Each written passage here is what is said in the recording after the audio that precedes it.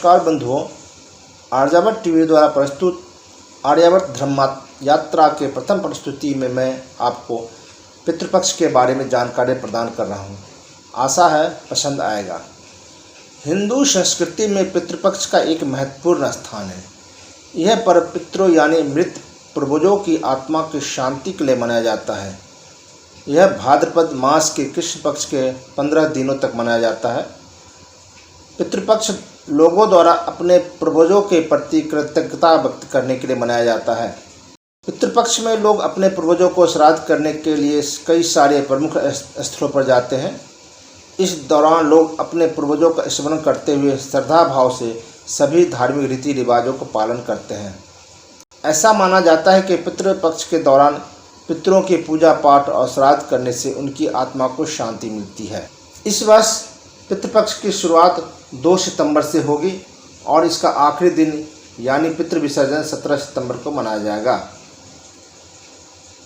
पितृपक्ष या जिसे श्राद्ध पक्ष भी कहा जाता है, उसका हिंदू धर्म में बहुत ही बड़ा महत्व है। भाद्र माह में 15 दिनों तक मनाए जाने वाला यह पर्व हमारे देश में प्राचीन समय से ही मनाया जा रहा है, क्योंकि सनातन धर्म में पूर्वजों को देवताओं के बराबर सम्मान दिया जाता है।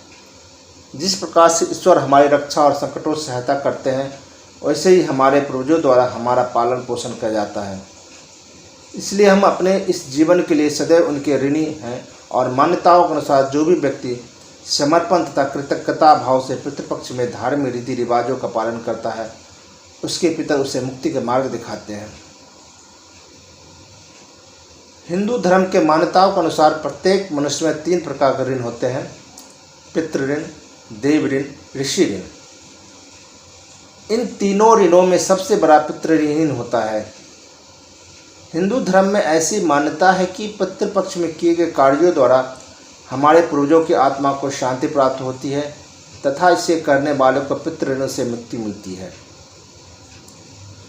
क्योंकि इस बात का उल्लेख गीता में भी है कि आत्मा जब तक अपने परम आत्मा से संयोग नहीं कर लेती, तब तक वह विभिन्न योनियों में भटकती रहती है और इस दौरान सिर्फ उसे श्राद्ध कर्म द्वारा ही संतुष्टि मिलती है।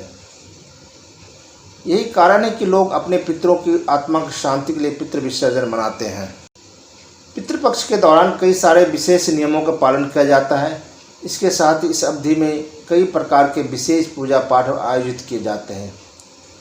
कई सारे लोगों द्वारा पितृपक्ष के नियमों का बहुत ही कठोरता से पालन किया जाता है और जब तक पितृपक्ष चलता है, उनके द्वारा मांस, मदिरा तथा अन्य तामसीय भोजन ग्रहण नहीं किया जाता। पितृपक्ष का आखिरी दिन यानी पितृ विसर्जन के दिन लोगों द्वारा अपने पुरखों का श्राद्ध कर्म किया जाता है और यही पूरे पितृपक्ष का सबसे महत्वपूर्ण दिन होता है। पितृपक्ष में वैष्णव और मांसाहार को पूरी तरह वर्जित माना जाता है।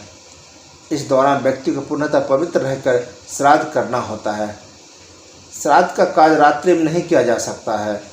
इसके लिए दोपहर का 12 बजे से 1 बजे तक का समय सबसे उपयुक्त माना गया है। पितृ विसर्जन के दिन किए जाने वाले इस श्राद्ध में ऐसी मान्यता है कि गाय, कुत्ता, कौवा, चींटी और देवताओं को पितृपक्ष में भोजन कराया जाता है। इसलिए श्राद्ध करते वक्त पितरों को अर्पित करने के लिए भोजन के 5 अंश निकाले जाते हैं, क्योंकि ऐसी मान्यता है कि कुत्ता जल का, चींटी अग्नि का, कौवा वायु का, गाय पृथ्वी का और देवता आकाश का प्रतीक है। इसी प्रकार से हम पांचों का आहार देकर अपने पंच तत्वों के प्रति अपना आभार व्यक्त करते हैं। इन 5 अंशों को अर्पण करने का कार्य को पंचबलि कहा जाता है। पहले की अपेक्षा आज के समय पितृपक्ष मनाने के तरीकों में काफ़ी परिवर्तन आ गया है। पहले के समय में लोग इसे काफ़ी श्रद्धापूर्वक मनाते थे। इस दौरान पूरे पितृपक्ष तक लोगों द्वारा मांस, मदिरा तथा तामसी चीज़ों का सेवन नहीं किया जाता था। लेकिन दर्शकों, आज के समय में ज़्यादातर लोग इन मान्यताओं में विश्वास नहीं रखते। पितृपक्ष के दौरान वाराणसी, गया, बद्रीनाथ, नासिक और रामेश्वरम जैसे प्रमुख तीर्थ स्थलों पर भारी संख्या में श्रद्धालु इकट्ठा होते हैं। धार्मिक मान्यताओं के अनुसार इन जगहों पर पितृ विसर्जन करने से विशेष फल की प्राप्ति होती है। खास तौर से गया में पितृ विसर्जन के लिए लाखों की तादाद में श्रद्धालु आते हैं और अपने पूर्वजों को श्राद्ध करते हैं। पहले के समय लोगों द्वारा पितृ विसर्जन के दौरान नदियों की साफ सफाई का भी विशेष ध्यान रखा जाता था। इसके साथ ही पहले के समय में आज की अपेक्षा आबादी भी कम थी, जिससे इन तीर्थ स्थलों पर इतनी भीड़ नहीं हुआ करती थी। लेकिन आज के समय में हालात बिल्कुल विपरीत हो चुके हैं। आज के समय लोग पितृ विसर्जन की पूजा पाठ करने के पश्चात कई प्रकार के कूड़े कचरे तथा अन्य वस्तुओं को नदी किनारे छोड़कर चले जाते हैं। यदि हम इन चीज़ों को सुधार ले तो पितृपक्ष के इस त्यौहार को और भी अच्छा मना सकते हैं। हिंदू धर्म में पितृपक्ष को एक महत्वपूर्ण स्थान दिया गया है। पुराणों के अनुसार देवताओं को प्रसन्न करने से पहले हमें पितरों को प्रसन्न करना चाहिए, क्योंकि यदि हमारे पितर प्रसन्न नहीं रहेंगे हमें देवताओं की भी कृपा प्राप्त नहीं होगी।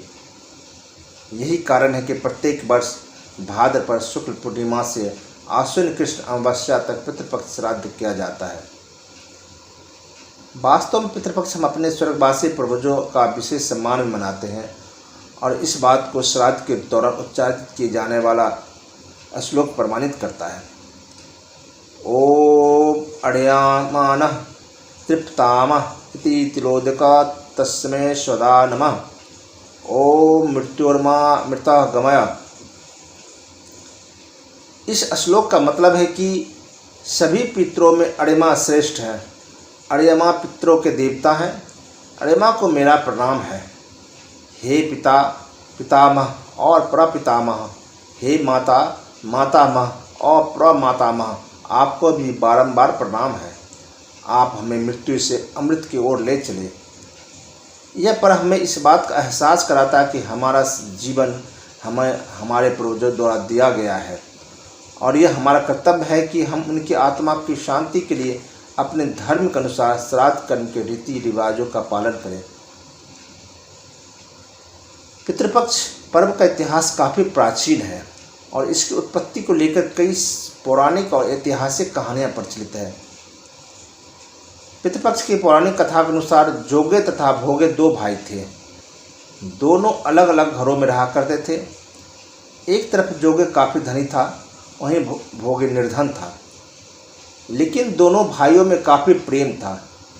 जोगी की पत्नी को धन का अभिमान था, किंतु भोगे की पत्नी बड़ी ही सरल हृदय थी।